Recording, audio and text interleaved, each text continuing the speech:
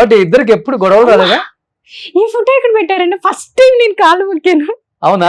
అమ్మా, ఏంటి ఫస్ట్ టైమా? ఆ, పెళ్ళైనప్పుడు కూడా మొక్కలేదా? ఆ లేదు. సార్ పెళ్ళైనప్పుడు కూడా మొక్కలేదు అంటున్నావు కదా, అసలు పెళ్లి స్టోరీ ఏంటి?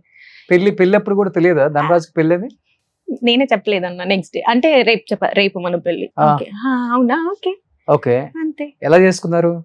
గుళ్ళో పెళ్లి చేసుకున్నాం అన్న, పెద్దమ్మ తల్లి గుళ్ళో చేసుకున్నాం, ఇది మన ఈ జూబ్లీ హిల్స్. అంతే. ఓకే, ఎవరెవరు వచ్చారు?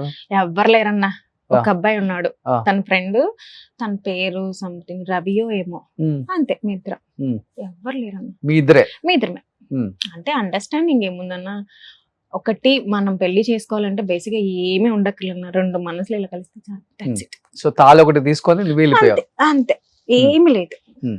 అంతే, అసలు పెళ్లి బట్టలు ఏమీ లేవన్నా, మాల్ నార్మల్ డ్రెస్సుల్లో చేస్తున్నారు. అంతే, ఏమీ లేదు. పూజారి అని ఉన్నాడా? నో, ఆ, నో పూజారి. ఎక్కడ చేసుకున్నారు మరి? పెద్దమ్మ? బయటనే, పెద్ద ముగ్గులు బయట. అది అంటే అప్పుడు మనకు తెలియదు కదా, తను చిన్నవాడు నేను చిన్నవాడిని, ఆ, అయిపోయినలాగా. ఎందుకు, ఏ అకేషన్ అది? అది వరలక్ష్మి పూజ చేసినప్పుడు మరి బ్యాక్ సైడ్ ఉంటుంది అది. కలకాలం